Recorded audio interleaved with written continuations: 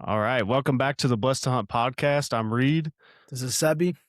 and we have with us tonight a Southern guest coming out of Texas, Yes, my sir. good friend Jesse. Yep. Absolutely. Welcome, Thank man. you. So we're very excited to have you. This is our very first time actually recording with somebody else online like this. Cool. Which we had some bumps in the road to start, which is fine, but we're figuring it out. All part of it. Yeah. So for the listener, I didn't tell you I was going to do this, but I wrote down a little bit of I don't even know what to call it, man, but I always listen to the Sean Ryan show and he does this and I was like, man, I need to implement that. So this is for the listener to know a little bit about you, and then we're going to jump in and talk about all kinds of fun stuff. But Jesse Johnson, devout follower of Jesus and family man, youth group leader with an affinity for taking youth hunters and anglers into God's creation, Jesse is an advocate for public lands and traditional archery. You do this through groups such as Professional Bow Hunter Society, Backcountry Hunters and Anglers, Compton Traditional. He is a God-centered husband, loving father, and a brother in Christ. Welcome to the podcast, Jesse Johnson. Thank you, man. I appreciate it. That was cool. I appreciate it. Wish I could live up to all that, but I say good things about you too. No, man, you're definitely an inspiration to me. And for the listener, how we got in contact was down in the great country of Texas, and because you're originally from Louisiana. Yep. I had moved to Texas till my senior year of high school. Man. Yep. And yeah, dude. When I first met you, I was like, I don't actually, because you were part of IBA, right? Yeah. So we had mutual friends for a little while between like Delano, Brandon, Daniel, and then the first time we met was at that fundraiser I threw for Delano. You came and shot, and we did a little bit of pig hunting together, and then worked on a project together. And yep. Since then, my mom still asks about you to this day. Really? What year is this? When'd you move? It was like this spring before you moved. 2022. Oh, okay. Yeah. No, seriously, my mom will be like, "How was Reed? He was so sweet." I always ask about you. Yep. That's cool. Yep. That's her yard looks great, by the way. You did a good job. She always gets mad because the lights don't look as good because you did get Christmas lights. I've tried to do them since you left, and they don't look as good. That is so funny, man. So I did his folks' irrigation system, and we did a trade for a Bob Lee bow, and I've since sold that bow, which Jesse knows that, but it's okay. I forgot that was part of the trade. Part of our the job. Yeah, I wanted a Bob Lee so bad, and dude, I love Bob Lee bows, but man, that bow and I just didn't get along. That was like me and my Java man. Make sure my mom doesn't listen to this. I don't think I told her I traded you something for. Get mad at me for this. That's so funny, dude. You did a great job, Bill. Yeah, thank goodness, man. I'm glad it's still working good. And I don't do irrigation anymore. Okay. And I'm not upset about that at all. I don't blame you. I actually enjoyed the design part, but man, anyways, yeah, dude. So I just wanted to kind of read that out so the listeners will know kind of who you are and what you're into and stuff. But what do you just tell the folks what do you do for work and kind of how old you are, stuff like that. Maybe just a quick little bio. Yeah. Yep. So, like Reed said, I'm Jesse Johnson. I'm from South Louisiana, moved up to Texas my senior year of high school. I'm a PK. My dad's a pastor. So I'm a pastor's kid. I had your typical pastor son childhood. Pushed the boundaries a little bit. But the Lord's blessed me so much. Married my high school sweetheart. We got 2 kids now, 2 little girls that got me wrapped around their finger, a 3-year-old and a 1-year-old. Appreciate you guys staying up late so I could get them down tonight. Dude, Trying to no help the problem. wife do that. We've been going 100 miles per hour, so didn't want to leave her hanging. Yeah. I am a construction manager. Went into that because my hero in my life was my grandfather, and he was a GC, built houses his whole life. I grew up on his job sites, and it was either going to be that or work on cars. Went to automotive school for about a year, worked as a mechanic for about a year, and decided I didn't want to do that. So nothing wrong with it, just wasn't for me. Jumped back into trade school, went to construction classes, been managing projects for a builder in downtown Dallas for, well, I guess going on like 7 or 8 years now. I don't live in Dallas, I live in North Texas. I commute about an hour every morning. But that's what I do to make money. What I do for a living, I say, is get out in the outdoors, anything camping, hunting, fishing.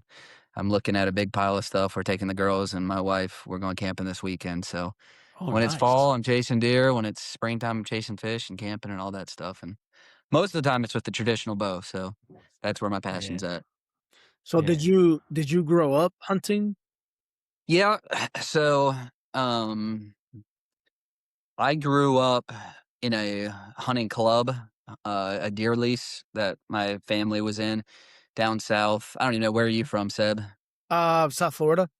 South Florida. Okay, so you're probably familiar with hunting clubs, hunting camps. Yes. Big lease piece of property, had 30 box stands on it, corn feeders, food plots, and Yep. that's what we hunted. So I grew up hunting like that. I didn't grow up hunting public land or distinctively bow hunting. We bow hunted, but once it was gun season, the bows got put up and Sure. that was it. But yeah, I grew up in general what I call Southern style hunting, Yeah. but I didn't really get passionate about it. Didn't really start. I would say learning how to practice woodsmanship and hunt till later on in life when I kind of just cut my teeth on doing it on my own as a broke college kid. And as Reed knows, some of our public down here can kick you in the teeth. Dude. It's rough. It It seems to be is, the standard with public. It's rough. It dude. can be rough. Yeah. Texas is a special place as far as Yep. public land goes. I don't, because I've hunted Kentucky. I'm not hunted Indiana public yet. I just have private permission places and stuff. But Sebi hunts public a lot and has had Mhm. good success actually Yep. in public land here at home. And Okay. he lives close-ish to me now. We train at the same jiu-jitsu gym, and Okay. that's how we became good buddies. And we train and choke each other out a couple days a week. And they, whenever Well, we train, everybody's like, the podcast bros are going at it. Like, well, that's a yeah, good topic because I start in June 1st. I just joined a gym, so Yes. no started. way, Yep, start Formiga Bro. double five. Formiga, yeah, Juicier Formiga.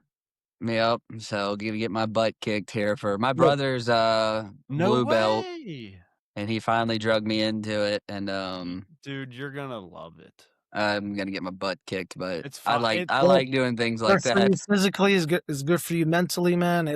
bro, It's good for hunting. I feel like it pairs really, really well. So it's Oh yeah. work, hunting, life in general, man. Oh my goodness, we're very dude, I'm excited to blessed. hear about it. Yeah, dude, that is so cool. I did not know that. Yep. It's a I think cult if you haven't figured that out. Yeah, But I've kind of figured out it's a community. it Yeah. is, dude. It very. It's Oh a good my family. goodness, man. Yeah. That's All Yeah. right, so so cool. quick question. And maybe we can like kind of peel the layers back a little more. But so you grew up as a PK, and at some point you had you decided on your own, to follow the Lord. And did hunting and that at all like mesh, or was hunting part of that? So actually for me, um hunting was something. Let me back up. So getting out of high school and going into college, I think I changed networks, was around different people, started seeing that, the Bible says sin had its season. I started seeing that season come to an end where what was once fun and tempting of the world became a headache and became unfulfilling, and saw friends just ruin their lives and do stupid stuff, and watched a big thing for me was watched alcohol destroy marriages, destroy some things in my not my inner family, my mom, dad, great. My dad's outer family is a mess. Man, I just Man, looked at it and I couldn't ignore the correlation. I was just so this isn't of God. This isn't the life I want. I wanted to provide a better life for my wife. And I was never like living in just wicked sin, just your stupid high school stuff, just being tempted by the world, things you were told not to do. And man, I went to summer camp my senior year and I just told God, I said, all right, like if you want me, if you want to do something with me, it's not much, but I'll do whatever you want me to do. Came back, went to school.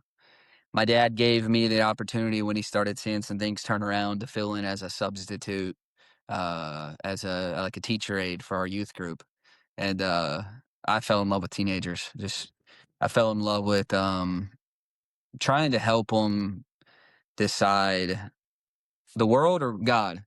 You know, give their life to wow. something of meaning, and I don't have much patience for adults because in my mind, adults should have things figured out. Sure.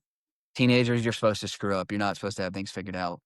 And the Lord just worked, man. I mean, God got a hold of me, got in God's word consistently, and I developed my own real beliefs, my own real standards based Wow. off the Bible. And there was just no looking back at that point in time. The youth group, the youth pastor took a pastor out of state, and then all of a sudden it turned into me filling in every other week, and then it filled in every week. And finally, I just looked at Dad and I said, "Dad, this is some type of calling. I want to do this." And that will be a decade ago next year. So I started when I was 22. I'm 31, Yeah. and to this day, like I can tell myself, I can tell I'm starting to get outdated when it comes to teenagers. You know, I'm so far removed from that, but I haven't lost my passion for it. I love just investing in them. Wow.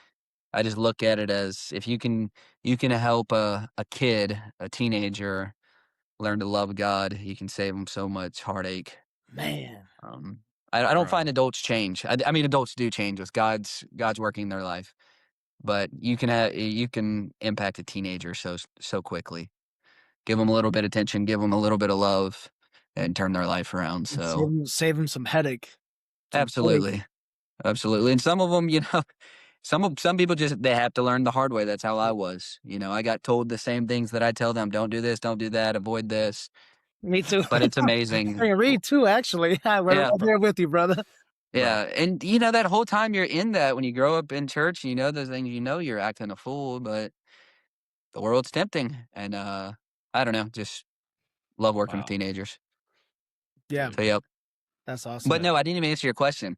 No, Hunting no, for no. This is me, this is what we're here talking about. This is awesome. yeah, It'll all play out well. Yeah, that's how good, it man. correlates for me, I had to come to a moment in my life where I said, "All right, God, if it's the hunting, if it's the outdoor, if it's those passions, then I'll give that to you. Like I'll Yeah. surrender that." And I Ooh, think it was a moment God wanted me to surrender that, and then He gave it all back to me. I don't know how He does it. I work a full-time job. I'm theoretically full-time at the church. It doesn't take me 40 hours a week. It's somehow, some way, I have more time to hunt and fish than what makes sense on paper. I think God gave me the desires of my heart, like those things that I loved, and said, "You serve me to your best, and I'll give you these opportunities." It doesn't make sense. I have a good job. How flexible they are with me, and uh, yeah, and it seems like when I get my priorities out of whack, God kind of tightens that up, and things get out of whack, and I got to get recentered. We both, Sebby yeah, and I both have a very similar story to that. Yeah, yeah. yeah. With our hunting, Sebby was called to literally give up hunting. Wow. Period. We have a Gross. podcast on Yeah. us. Yeah, he straight up gave up hunting, like for real, Wow. for real. And at the Yeah, time, it was indefinite, and it just so happened. Obviously, we didn't know it was going to happen like this, but it just so happened, and literally like a year and a half later, I was back in the mix again. Yeah. And I think, and I feel like, and I think we've talked, and actually our first guest too, and friends. yeah, It seems like a common theme where like God gives us the desires of our heart, but he is a jealous God. He's a loving Mhm. God, and I think that we're constantly faced with the choice to leave things at the altar at all times, you know, Absolutely. and whenever we choose not to, that's when, being a good father, it may just be a situation where I was like, hey, if this has control over you, then maybe you don't need that. And so 100%. yeah. So what so in this journey of you just getting serious with the Lord and God calling you to be a youth minister, at what point, because I know you said you grew up kind of hunting, but a very, very, very like different style than we Yeah. kind of do now. So at what point did that hunting also change, and how did that intertwine with your faith journey? Yep. So in college, moving up here to Texas, I was disconnected from all of my family, private land access, hunting clubs, leases, and everything. Texas is so huge. It's insane. It would take like 11 hours to get get to where we grew up hunting. So I was broke in college, had no money. Um, and I knew I wanted to hunt, and I don't even remember how I was like, well, I guess I could start hunting public land. I'd heard the horror stories. You get shot, you'll get killed. Public land's terrible. Um, but Reed knows how expensive. I mean, I just looked at a lease here, like a one gun membership to be in a 90-acre lease. 90 acres, year access. You get 2 deer, one turkey. One membership was $4,500. So like that was out of the picture when I was in college. So I was like, all right, well, Yeah. public land it is. Reed knows the deer forsaken public Bro. land that me and him cut our teeth on. I've Oh, been told dude. it. I've been told it's N- one of the most hunted public lands in the country. nothing, Probably. nothing, nothing rivals the LBJ grasslands. It's an It's hour and it from hour North from Dallas. DFW. It's literally an hour from. So, Subby, just so you understand, Dallas Fort Worth has more people than the state of Indiana alone, Yeah. right? I think So millions. imagine, oh, literally. So The just population is imagine insane. Yeah. all those people and every hunter going to one, bro. It was Yeah. Because it's either in, 1 hour drive or 3 hour Mhm. drive. Pressure. yeah, Even I mean pressure like the crazy. And then dude, Texans love to hunt, so And a 2 month yes, gun there's season dude. too. lots of hunters. Yeah. 2 month gun, one of the most liberal gun seasons in the country. And did you Yes. hear what happened this year with the No, rifles? no. During the government shutdown, and we won't chase this rabbit too long, during the government shutdown, because it's national grassland, the government didn't sign in the shotgun rule. So LBJ was full on rifle this year. No 13-inch rule, no Mm. baiting rules, and no rifle rules. Dude, you don't even understand the mayhem that happened on that Free for all. 29,000 acres this year. There were Mm. 308s going off everywhere. And it's still Well, not intact. They still haven't fixed it. mm. Reed, I went out there So and I'm like gun season. I'm like, that didn't sound like a shotgun. There's like deer getting drugged and everywhere. I'm like, dude, you can't be hunting with a rifle. They're like, oh yeah, you can this year. The government shut down. They didn't sign it in. Dude, they had, and no, because it's national, it So didn't have to follow there's state no regs. Do what? regulations then. Yeah, so it didn't fall under our 13-inch rule. So all those 1, 2, or 3-year-old oh, bucks that have been being saved, Reed, just got wrecked this year. Yeah, so that's gonna probably have an effect next year, huh? bro. So as LeBron Next James would 3 years. say, I'm Oh, moving my talents to Oklahoma next year. wow. That is, oh Anyway, my, back on track, what your question that was. So is that's what I started that. hunting. I quickly Yeah, realized Wow. I yeah. knew So you nothing. just that's all you had available, Yeah, I and you was just yeah. 20 years old. I literally was working my job at a warehouse, and any side money I got was gas money. I quickly learned I knew nothing about naturally getting game in front of me. I knew what a rub, I knew what a scrape was, but I didn't know what a white oak is versus a red oak. I didn't know what any of that was.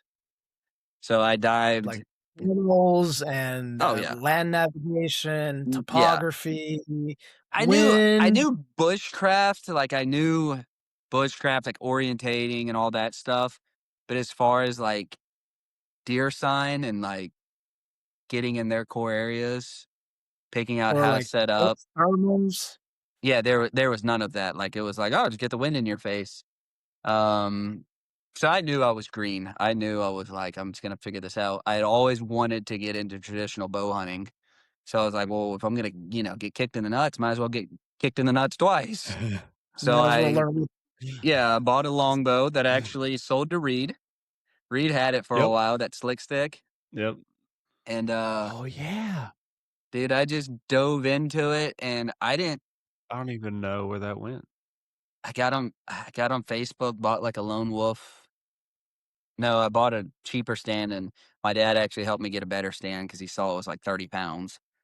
He threw me some money and it took me 3 years to kill a deer. Now, there was a lot of missing in there. It took me, I think I missed 13 deer before I killed one with a trad bow. Mm. But I learned Bro. more in that 3 years trial by fire than I ever have. Like I learn micro things now. Not that I have it close to even being figured it out. Like I don't kill big bucks. Like I'm not capable of that, but I can get on deer. But that 3 years was just brainwashing. I had to forget everything and relearn. But I don't. It was the best thing ever happened. I fell in love with public land. Like I was able to zoom out and be like, I don't ever have to worry about owning property because it's almost impossible nowadays. Like when I really started looking at it, I'm like, I could go 2 hours this way, go 1 hour this way, go 3 hours that way. Like added up, I'm Yep. like, I have access to hundreds of thousands of acres. That's mine. And it's Yeah. started to Yeah. work out over the last few years. Yeah. That's awesome. You killed 7 deer this year, right? Yep, I killed 6 with the bow and then 1 with the rifle on. I killed 6 with the bow on public and then 1 with the black powder cap lock on private. Yeah, that's a pretty good season, Yeah. man. Yeah, This is that is all from LBJ, Reed. nice. Bro. Oh, Sebi, it's difficult to teach. Jesse, your screen is like just kind of blurry for whatever reason, but your sound quality is still good. So Yeah, yeah, yeah. Alright, is it that blurry better? on yours, Sebi? A little bit. Yep. See if that's better. Yeah, it's like it's catching up or something. No worries. Alright, It's all good. It's all good. Your sound quality is good. It's all good. But that yeah, works. dude, that wall, man, for that coming from LBJ is, and you've had some. I watch all your YouTube videos, which if anybody listening wants to check out Jesse's YouTube, isn't it Jesse Johnson TX? PX, yeah. Yep, Yeah, yep, yeah, yeah. So, yep, man, like he's hunting public, and you fish a lot of public access as well. Always doing yep. the white bass run, stuff like that. So go check him out on YouTube. It's super super cool. I enjoy your videos, but man, you've had some really big buck encounters, man, on public, I'm which is like like, cursed by the big ones. dude, you're so close, so Yep, close. I had a very similar experience as far as growing up hunting, and then when you and I did a very similar thing, like I picked up the traditional bow exclusively while hunting public land almost exclusively. And that, I think I had 8 misses with the yeah, trad bow before I killed one. And it yeah, took me moving back to the Midwest to finally do that. yep, But again, I don't know how many, I think it took me 3 years too. yeah. Misses and all kinds of stuff. And then, but that time, man, was like, I tell people, it's like I didn't learn that. I knew nothing prior. I yeah, didn't even know how to do anything at all. yeah. No, it makes you a woodsman. You have to learn to be able to read the woods. And I tell people all the time, like, and I'm full on, like, if people want to compound hunt, go do it. Like I set up a kid with a compound earlier this year. I have no issue with it. For me, Of bow course. hunting's become traditional bows. Like if I'm bow hunting, I want a trad bow in my hand. But I tell everybody, you might start off hot, you might kill stuff quick, but sooner or later, a trad bow is going to make you earn it. You Yeah. might Like our kill one good, or two real quick, but sooner or later, it's gonna humble you. I know who you're talking about We don't have to Yeah. call him out on here, but we have so There's quite a few of them. we have a good friend that I haven't talked to him in a while actually, but we had a buddy down in Texas that dude like did not hunt. He's a Christian as well, great guy. Didn't hunt at all. Gets into hunting, starts hunting public, kills 2 bucks like back to back on public in Texas. Solid bucks. Literally, bro, guy says, I think I need text me is like, I think I need more of a challenge. I think I'm gonna pick up a traditional bow. And I'm like, this guy. And said the same thing to Jesse. Jesse actually helped him. And the guy's killed. He's actually has a He good killed a success. stud 2 years ago. Now, Bro, I will give it to him. He is a hard-working hunter. He busts his dude. butt. Yeah. He went from He 0 to like I Yep. mean, that's I- I feel like that's the main difference between public and private. Bro. You know, not again, everyone should be able to use whatever's at their disposal, right? I just Yeah. know that in public, you have to work a lot harder, and that's okay, and I prefer it as well. But I think that if you work hard enough and you're learning and you have an open mind, like you will Yeah. find success, you know. And I feel like a challenging journey teaches you more than if you get an easy one. Bro. So I know you guys were both similar, like, hey, I missed so many times. There was 3 seasons and I finally Yeah. did this, but that, like, the building up to that set you up for success for the rest of your hunting journey, where now some people, depending on their situation, or you know, there's a little bit of luck involved too, and if they get lucky at first, now they haven't really built out their structure, their bones, you know. And so when it gets hard, or when maybe they don't have access to private, or they can't bait, or they can't, you know, they can't run cameras or monitor things, then now it's like, oh, okay, this is real hunting, and I don't know quite what to do because I haven't had to cut my teeth. And Right. and some of it, like, guys will tell me, because I take some guys out too. I try to teach a lot of people, especially on public. And sometimes from experience, you get the sense of like, hey, they're here, they're doing this. I have a good feeling about this, you know. And it's like, how do you know? It's like, man, like a lot of different factors, but it just feels like, from memory, from my experience, like it all just kind of, like, I just know that they go through here a lot, you know. And Yeah. that doesn't happen unless you've had a lot of Bro. years and a lot of, like, learning lessons. There's not a kid, he's older than me, but he's new to hunting. Reed knows him, Brandon Barrios. But he started hunting 4 or so years ago, and we just linked up. He's like, "Man, I just wanna go scout with you." 30 years old, knew nothing about hunting. And we were just going through the woods, just scouting, and I'm pointing things out to him, and I'm in no way an expert. There's so many people that know way more than me. But he's like, "Wait, how did you see that?" And I'm like, "I don't know. It kinda funneled us, like, it's gonna funnel the deer, like, obviously there's rub," like, and, like, he was getting overwhelmed, and I finally told him, I'm like, "Dude, at some point in time, if you keep hunting hard, you're just gonna start subconsciously making decisions that you don't even realize." And he's like, "I don't know, man. There's so much to go into this." And he texted me this year and he's like, "Dude, the light bulb went off this year. Like, all of a sudden, I was picking the right trees. I was on the right corridors." And Yeah. he's like, "I don't know when that happened." I'm like, "It happened on the 3-hour scouting trip where you went through the worst thicket you've ever been in your life, and you hated your life, and you're like, 'I'm never doing this again.' That's when it happened. Like, Yeah. that's when Yeah. you learned." And I tell people Oh, all the time, man. one day I'm gonna make a shirt that says, hunt public only ... until you get private land. Like, if I get access to private land, I'll hunt it. Like, I'm not saying I won't hunt Of course. private land, but there is something Yeah, of special about course. jumping on public and killing a deer. Bro, I Yeah. I'm yet to kill one on public. Brother, Once I'm I mean, yeah, I hope I get to be part of that. But I've had friends, even Chris, you know, Chris, yeah, yeah. I mean, he's been a hunter forever.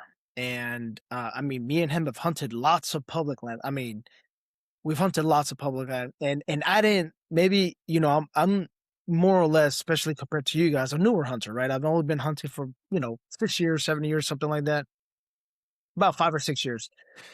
Um, you know, so and some guys grew up hunting, and you got families all around you and friends and neighbors, and so like I feel like I'm catching up, right? Yeah. And Chris, a buddy of ours, he I took him out. I scattered a really nice area where I knew deer were funneling through, and we kind of took an area together.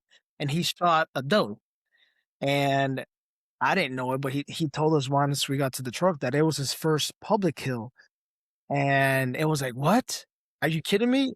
So I don't know. I just celebrated it, man. Yeah, Like, I absolutely. don't even celebrate mine as that much, but when he killed his, man, I think I almost lost my mind because Oh, that was my like, I dad's don't been know, hunting his whole I'm more life. happy about people having success than me, and I almost dude, if I was on a tree, I would've fallen from the tree. Let's just say Yeah. that. My dad's hunted all his life, and he killed his first one on public this year, and, like, I skinnied down that tree so fast and got to him, like, I was so hyped, and I mean, he was like, "Yeah, that's different than anything I've ever done," and he's killed a ton of deer. I Sure. think there is something about the public land is that anybody in this great country could be where I am right now. Yeah, Anybody, any yeah, legal license owner that has a bow or gun or whatever, they could be here right now and they're not, but I am. yeah, And Yeah. it's such a blessing that we live in this country and can do that. Yeah. And I think we take it for granted. I think a lot of people do, or they don't even know. Dude, I talk to so many people, they're like, I would never hunt public land. I'm like, bro, you can walk up to a gate and have thousands of acres to go run around on. And maybe there's only one deer on that 5,000 acres. Well, who knows? But just the adventure of it, oh, yeah, man, Having the it's, constant access to it. exploring.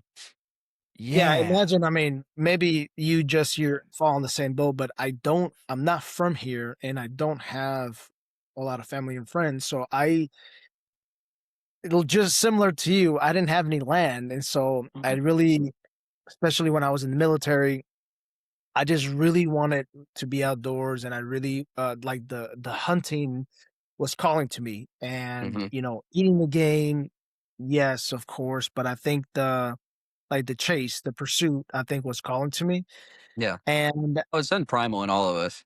yes, Yeah, and I just, I was like, "Okay, well, I don't have any land, I don't know anyone that has land, and I don't, feel comfortable asking people, and I'm just gonna go." You're telling me that I have hundreds, thousands of acres there, and that I can just walk up, and as long as I'm following all the rules, I can kill let's go, yeah, It's awesome, I dude. was like, "What's between me and that? Hard yeah, work? Like, yeah. not I can do having that. fear? I Yeah. have no fear, I'm too dumb to have fear, Yeah, So, yep. Yeah.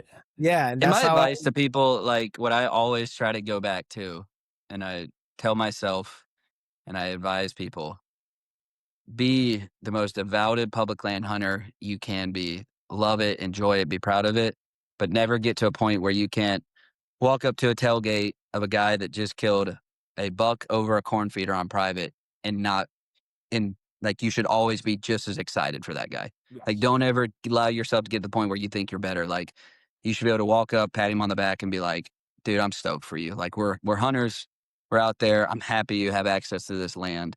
Like Man. I don't like when guys play the game when they're like think they're better or whatever. Like some people just have access. A lot of private land hunters look at public land hunters like I want to do that while we're on public looking at private like man I want to do that. Like I'm It's not so saying It's funny. I'm mutual not a big success, man. yeah, I'm not a big tent person. Like, I think there's things we have to keep out of hunting that just aren't good for the sport. But Sure, when someone's Of course. ethically pursuing animals and they're doing it in a legal way, we should be excited for everybody and encourage everybody however they do it.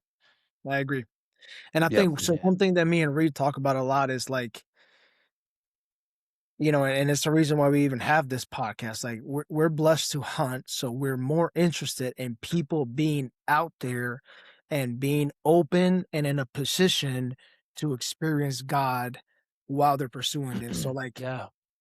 uh, traditional crossbow, compound, muzzleloader, I could care less. Like, as long as you're being legal and you're like honoring the laws, like I want you out there away from video games, away from cell phones, away from just the world, and in a place where you're reflecting, where you're experiencing God, where you're, just moving forward. And so, I mean, Representing that's hunters in a good light. Yep, yeah. that's the biggest thing. The identity is Represent not hunters. being a hunter. It's like being a believer, and then Yeah, using that as a ministry, or using that as part of how we live our life.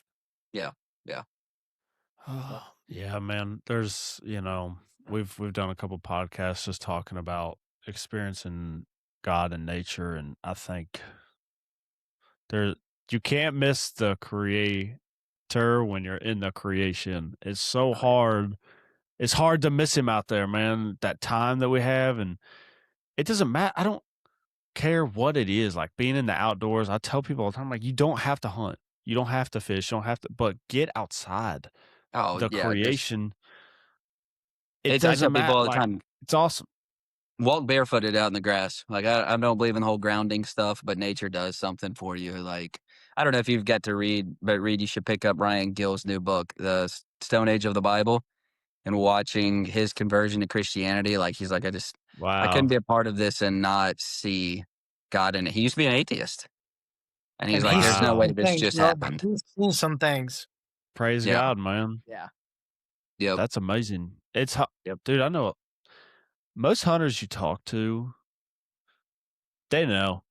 Like Oh, they yeah. might not say it or profess it or whatever, but like most hunters that I know, it's like I don't it's just you can't You sit can't in a deny it. stand and watch the sunrise and the whole world wake up and just be like, I think the two rocks hit each other and somehow we got this.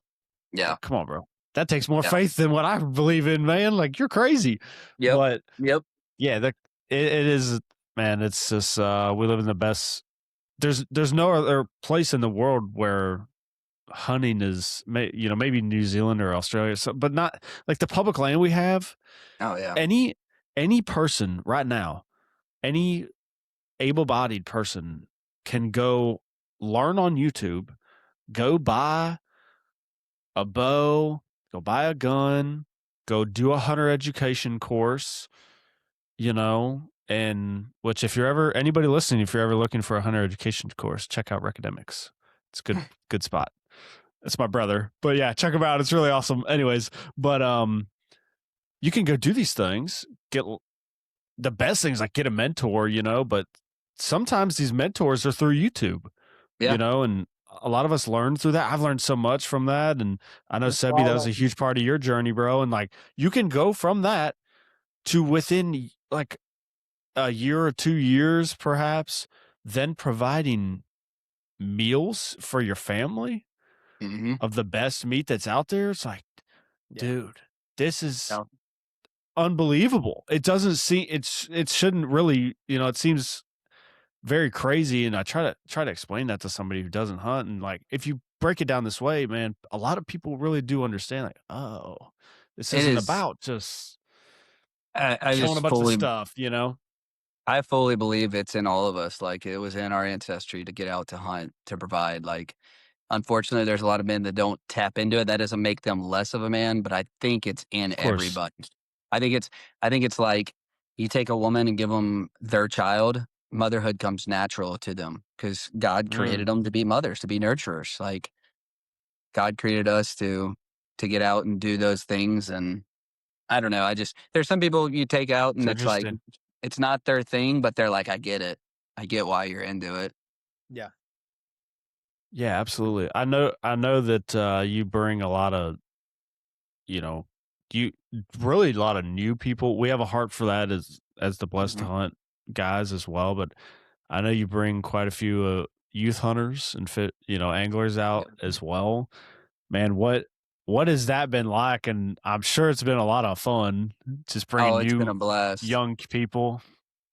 Yeah, we're actually in, like, 3 weeks, we got about 11 teenage guys signed up. and do a couple day camping trip, fishing trip. I think 4 of them, this will be their first time ever staying out overnight. They've never stayed in a tent.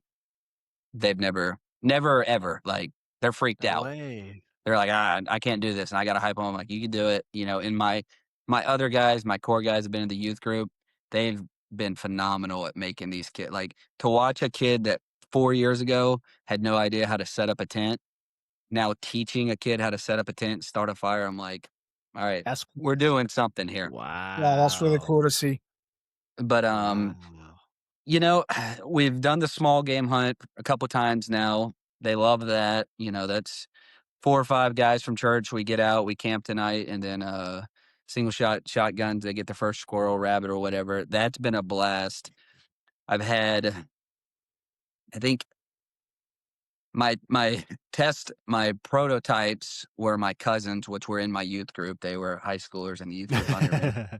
They grew up hunting, and they would they've said before that I mentored them in hunting, but they knew what they were doing. But I've had 3 just random teenagers now, because if you're gonna teach a kid to bow hunt, you're gonna teach a kid to really hunt. Like, it's not like, let's go out one weekend. You can honestly, like, really, if a kid's interested in it, maybe mentor 1 kid a year.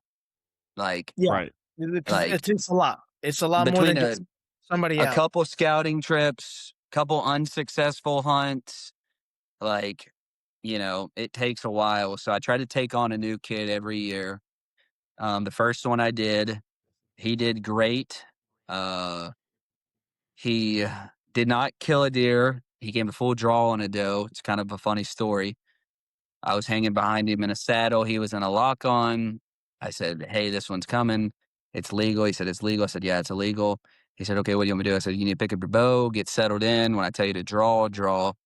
And this doe comes in. I said, "Okay, go ahead and draw real still." And he draws back. I said, "All right, don't forget to pick a spot. Pick a spot." And he said, "Okay, okay." He's waiting, waiting. I'm just watching him. And then the deer kind of goes out of the lane. He lets down and kind of looks at me disappointed. I was like, "What happened?" He's like, "I was waiting for you to tell me to shoot." I'm like, "No, that was when you were supposed to." Oh. My bad, man. I should have told you, like, you have to Oh, decide. I had hey, walked him through, like, the 10 things to do, and I didn't. He was literally like, he said, "I was waiting, like, shoot." I'm like, "Were uh, you locked in?" He was like, "Yeah, I was locked in right on the deer's elbow." And I'm like, "Ugh." hey, but when he gets one, that's gonna mean it Oh, matters yeah. much more. And he is Man. graduated. He's out of Dude. college. Oh my gosh, And bro. You the just funny let thing all about this him down. was, he graduated, he's out of college, and he's not like a diehard hunter. Now, he just took a job and moved to Arizona, and he's been sending me all kinds of draw hunts that he wants to get on.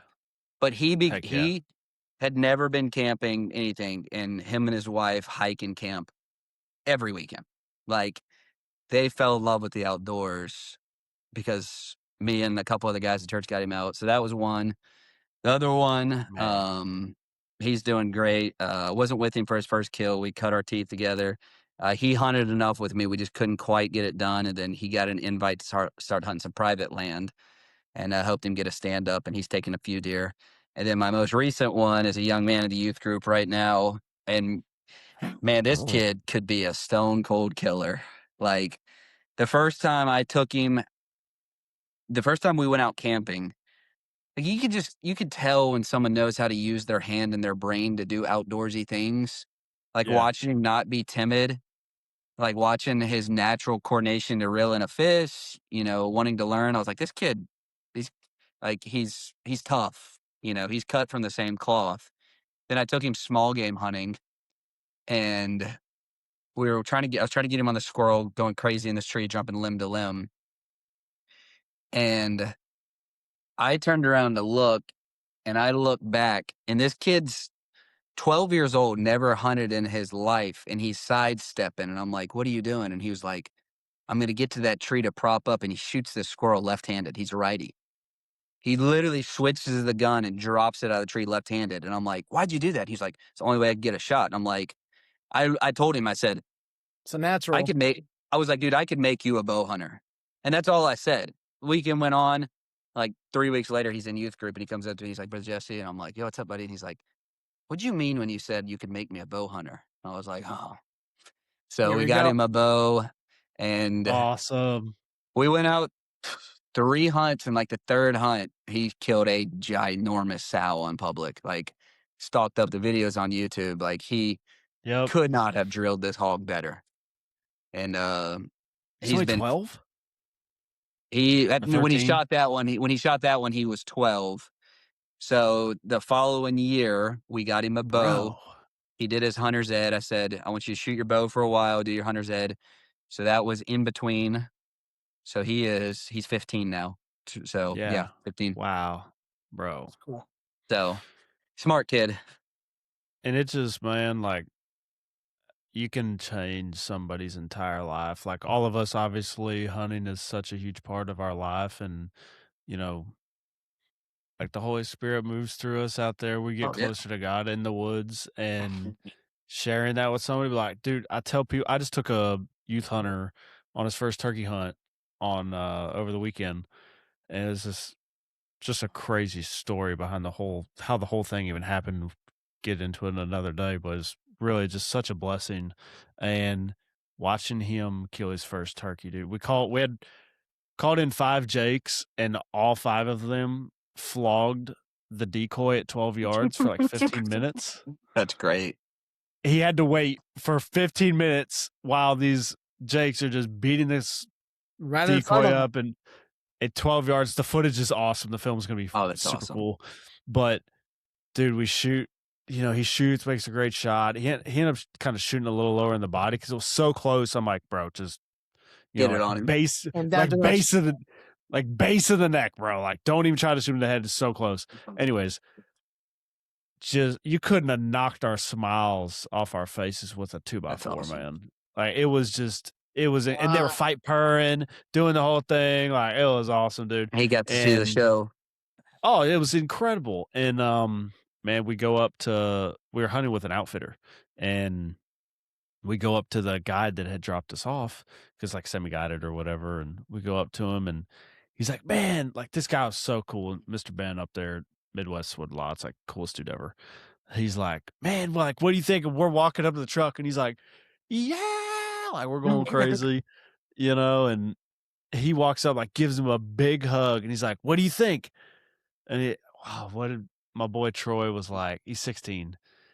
He's like, so what do you think? And he's like, that won't be my last one. I know Oh, that's that. awesome. Yeah, There you dude. It was go. like, Oh, that's awesome, dude. yeah, dude. He's hooked big time. And we Yep. didn't even, like, he didn't hear a gobbler. He didn't hear spit drumming. Like, there's still so much left to So much happen. to see, yeah.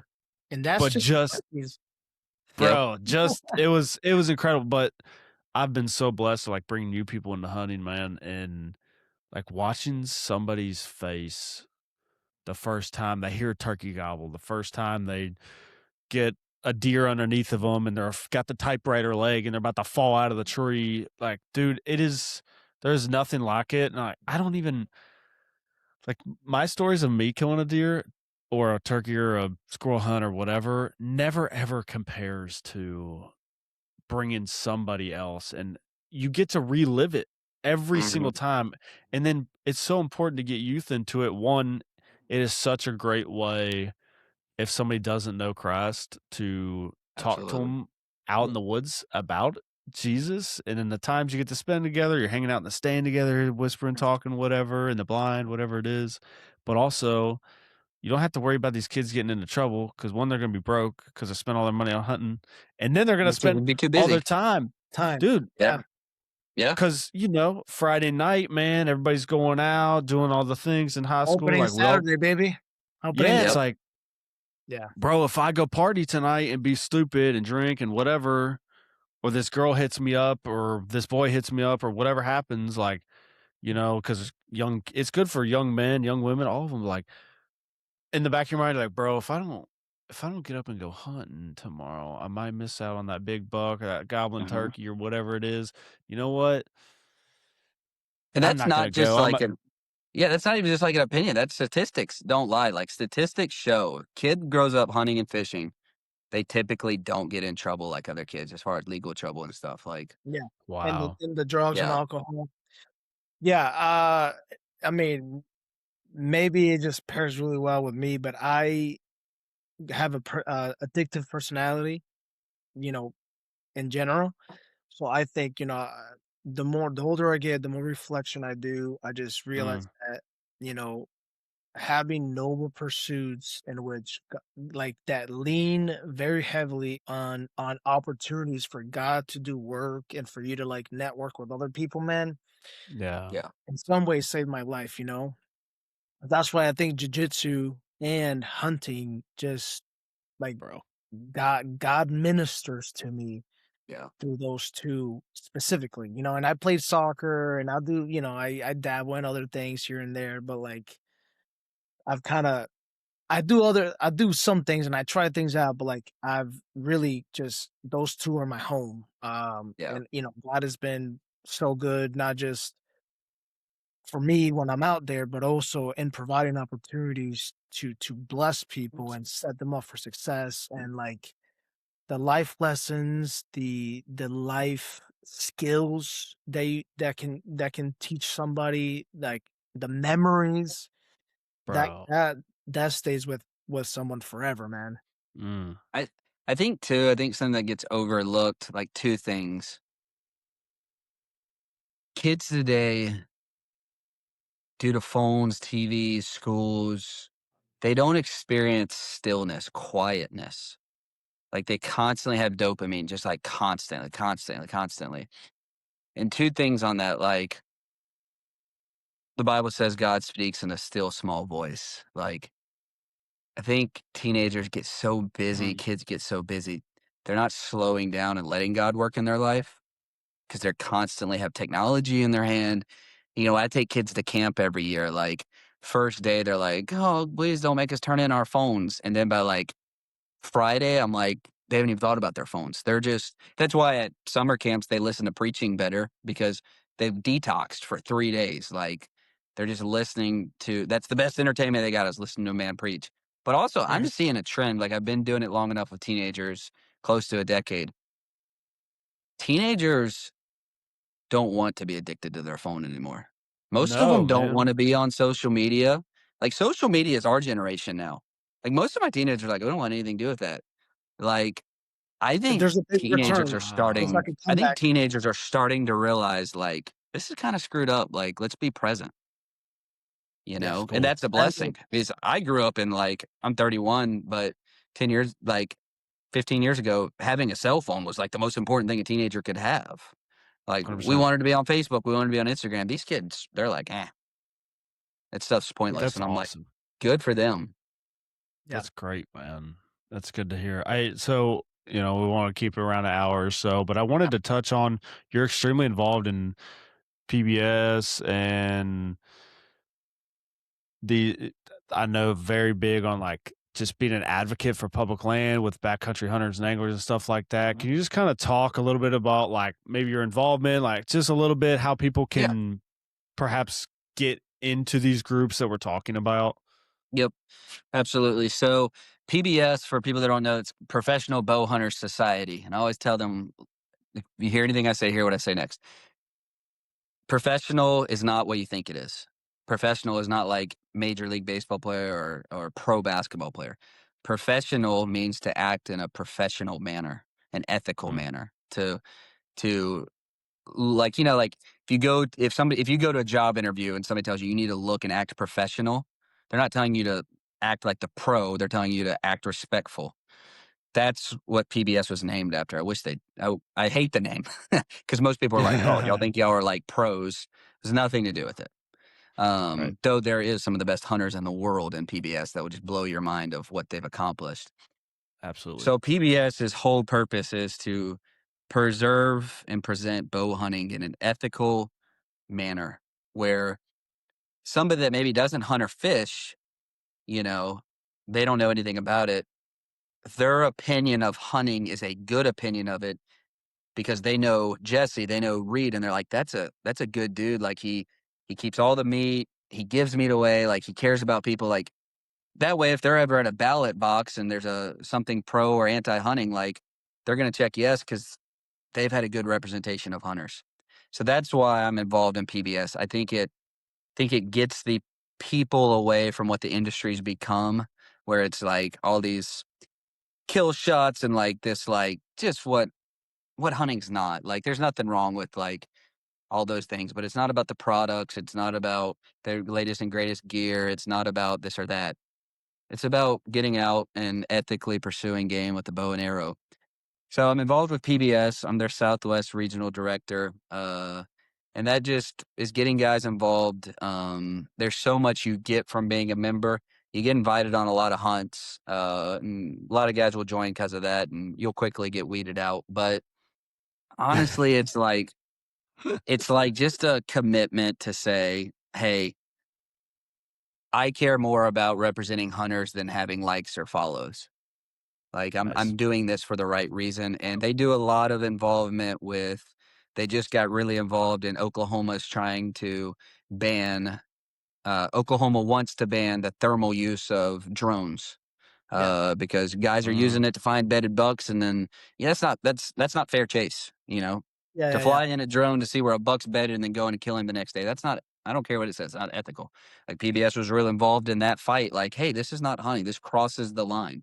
Sure, use a thermal drone to go in and find a wounded buck so you can get Recover. that, Yeah. recover that, but guys have twisted it. Now guys are looking for deer that are wounded, but they're really scouting with it.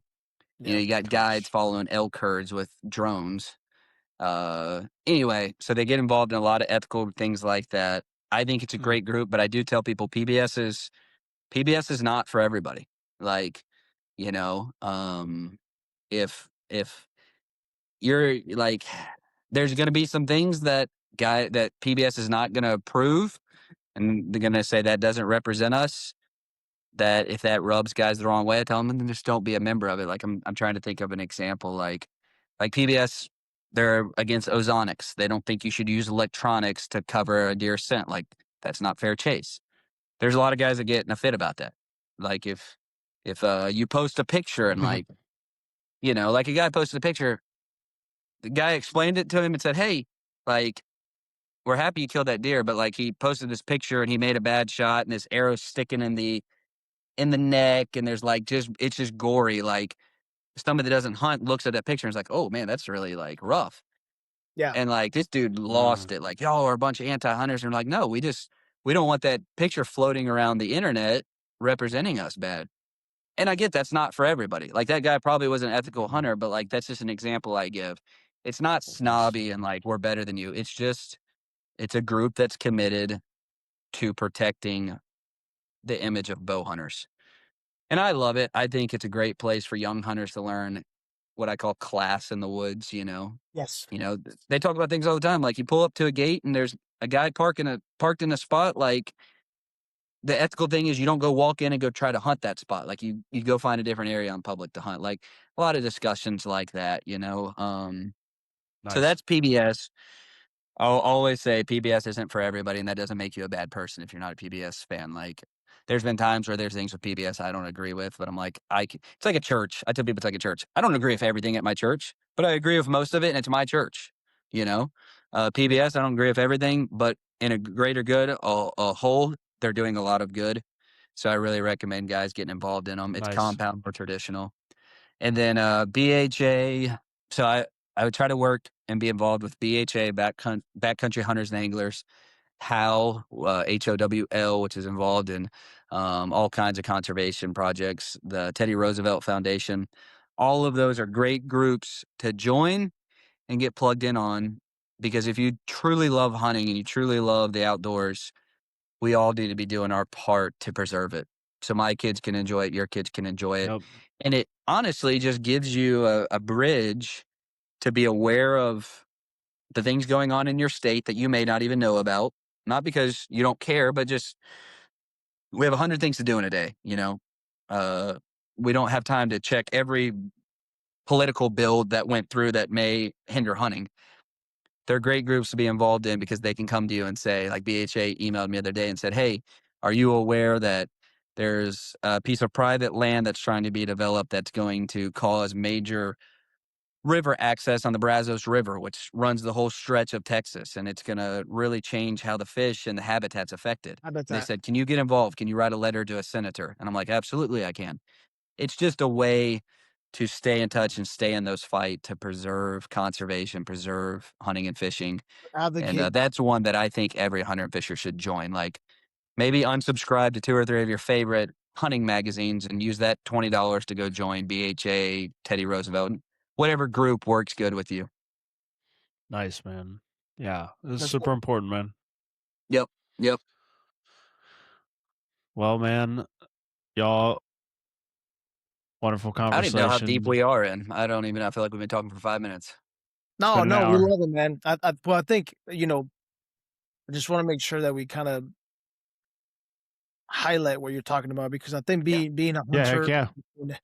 being a outdoors man, outdoors woman, it yes, I mean we're helping our states to manage wildlife, but I think that is also one step further. It's important to make sure that we are advocating for our national like resources, and Yeah, so heck yeah. if we don't like stand up and help create some of these like legislatures or like some of these laws, uh, land keeps being taken up and habitat does change, and some of it is just honestly not even based on need but based on greed and based on um Man. just power and money. Yeah. And so I mean Yeah. that's awesome, man, that you do that, and definitely more people need to do it. Yeah. Yeah, it's nobody's responsibility but ours.